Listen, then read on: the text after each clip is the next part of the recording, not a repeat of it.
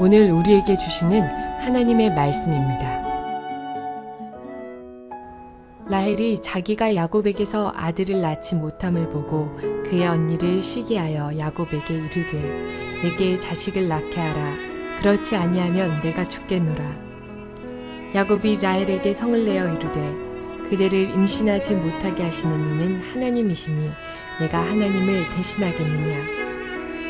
라헬이 이르되 내 여종 비라에게로 들어가라. 그가 아들을 낳아 내 무릎에 두리니 그러면 나도 그로 말미암아 자식을 얻겠노라 하고 그의 시녀 비라를 남편에게 아내로 주매 야곱이 그에게로 들어갔더니 비라가 임신하여 야곱에게 아들을 낳은지라.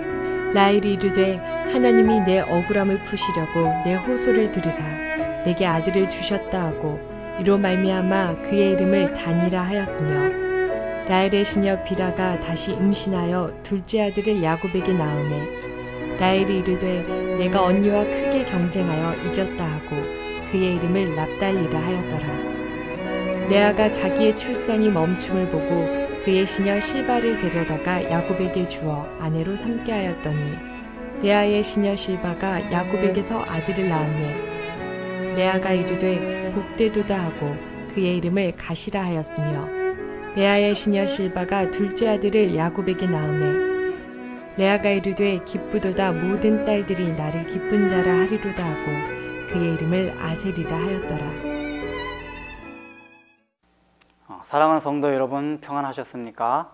오늘도 말씀과 함께 축복된 하루를 살아가시기 바랍니다. 오늘 우리에게 주실 하나님의 말씀은 창세기 30장 1절에서 13절 말씀입니다. 열정이란 단어만큼 우리의 가슴을 뛰게 하는 것도 없을 것입니다. 실제로 이 세상을 성공한 사람들 보면 대부분은 다 열정이 있는 사람들입니다. 또한 신앙의 세계에서도 열정이 있는 사람들이 무엇인가 일을 합니다. 그런데 성경을 자세히 보면은 오히려 그렇게 인간적인 열정이 있는 사람들이 하나님의 일을 하지 못합니다. 하나님은 인간적인 열정이 있는 사람들을 쓰시지 않습니다.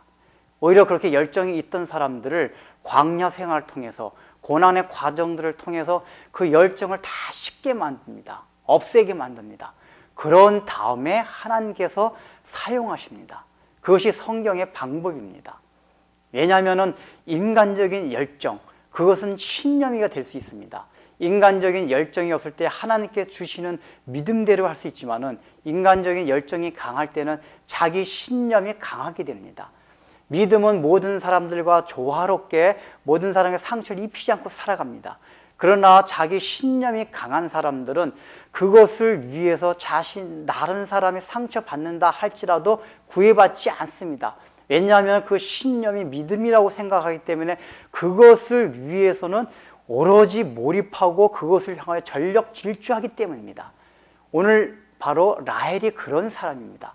이 라헬은 자존심이 강했습니다. 굉장히 신념이 강한 사람입니다. 총기가 있는 사람이 있습니다. 그런데 결혼을 해서 막상 사랑은 자기가 야곱으로부터 받는데도 불구하고 실질적으로 자식을 못 낳습니다. 고대 사회에서 자식을 못 낳는다는 건 여자의 가장 수치스러운 것이었습니다. 그래서 그는 마음에 안달을 합니다. 그 자존심이 상했습니다. 그래서 그가 선택한 방법이 무엇입니까? 자기가 자식을 못 낳으니까 자기의 여종을 야곱에게 들여보내서 자식을 낳게 하는 방법이었습니다. 여러분, 이것이 무엇이 생각나게 합니까? 사라도 그리하였습니다. 그래도 그나마 사라는 어떤 하나님의 약속을 이루기 위한 방편으로 인간적인 방법을 사용했습니다. 그런데 지금 이 라헬은 하나님의 뜻을 이루기 위한 것도 아닙니다. 오로지 자기 자존심을 위해서, 자존심 싸움 때문에 첩을 들여서라도 자식을 놓고야 말겠다는 결단을 합니다. 그래서 그녀는 비라를 들여보냄으로써 자기 자식을 얻습니다. 거기에서 단을 얻습니다. 그런데 그 단의 이름이 무엇입니까? 바로 싸움투쟁이라는 얘기입니다. 이 라헬은 자녀의 이름을 지어도 그 마음이 나타나 있습니다. 무슨 마음입니까? 지금 언니 레아와 지금 싸우고 있는 것입니다. 자녀를 통해서 하나님의 약속을 이루어간다는 그런 관점이 아니라 오직 언니와의 싸움에서 내가 이기겠다는 승부욕, 그것이 바로 라헬의 마음을 자리 잡고 있는 것입니다. 이것으로 인해서 결국은 레아에게도 나쁜 영향을 미쳐서 레아도 자기 종을 야곱에게 들여보내가지고 아이를 낳게 합니다. 여러분, 이게 신앙생활에서 얼마나 위험한지 아십니까? 우리가 교회 안에서 생활하다 보면은 지나친 열정과 신념으로 인해서 다른 사람들에게 상처를 주고 오히려 하나님의 뜻과는 상관없이 우리가 하게 되는 것을 많이 보게 됩니다. 자기 스스로는 신앙에 열심히 있다고 생각하고 많은 일을 한다고 생각하지만은 그 내면 깊은 곳에 들어가면 그것이 자기 자존심과 관계된 것이 많을 때가 있다는 것입니다. 그렇기 때문에 이것을 조심하라는 얘기입니다. 라헬과 같이 인간적인 열정과 신념으로 신앙생활할 때 많은 위험이 따른다는 것을 우리에게 오늘 본문이 보여주고 있습니다. 또한 오늘 본문에서 또 한 가지 생각할 것이 있습니다.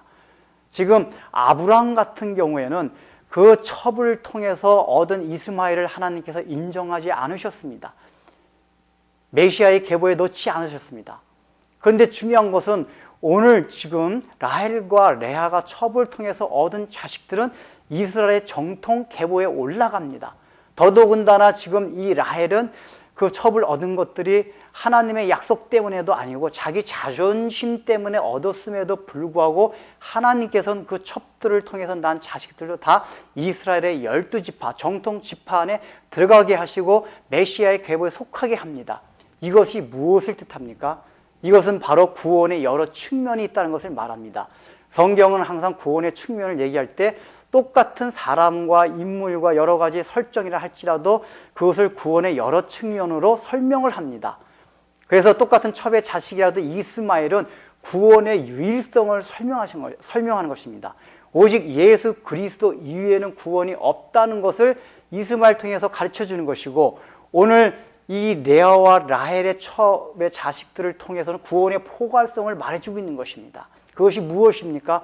바로 예수 그리스도께서 일으켜 놓으신 구원의 그 사역은 누구든지 혈통에 관계없이 믿음으로 받아들이기만 하면 다 메시아의 계보 안에 들어올 수 있다는 것을 말하는 것입니다. 첩이라 할지라도, 혈통적으로 상관없다 할지라도, 아무리 천한 사람이라 할지라도 믿음만 있으면은 메시아의 계보에 들어온다는 것을 우리에게 지금 말해주고 있는 것입니다. 그렇기 때문에 이방인으로서 바로 예수 그리스도를 믿음으로 아브라함 자손이 된 우리가 감사할 수밖에 없는 것입니다. 기도하겠습니다. 하나님 아버지, 참으로 라헬은 열정도 있었고 자존심이 강하여서 신앙생활 하는 데 있어서도 그것으로 하나님을 섬기고 그것으로 참으로 하나님의 뜻을 생각하는 많은 오류를 범했습니다. 우리도 신앙생활 하면서 우리의 열정과 우리의 신념이 지나쳐서 공동체에 폐를 끼치고 많은 하나님 아버지 영혼에 상처를 끼친 때가 얼마나 많이 있습니까? 참으로 하나님과 그런 것들 늘 주의하면서 참으로 겸손한 마음을 가지고 신념이 아닌 하나님께서 주시는 믿음을 가지고 살아갈 수 있도록 도와주옵소서. 특별히 또한 우리가 이방인 가운데서 믿음으로 아브라함 계보에 들어온 아브라함의 자손이 되었다는 것을 늘 감사하면서 살아가도록 하나님 아버지 우리의 마음을 주님께서 주장하여 주옵소서. 예수님의 이름으로 기도드립니다. 아멘.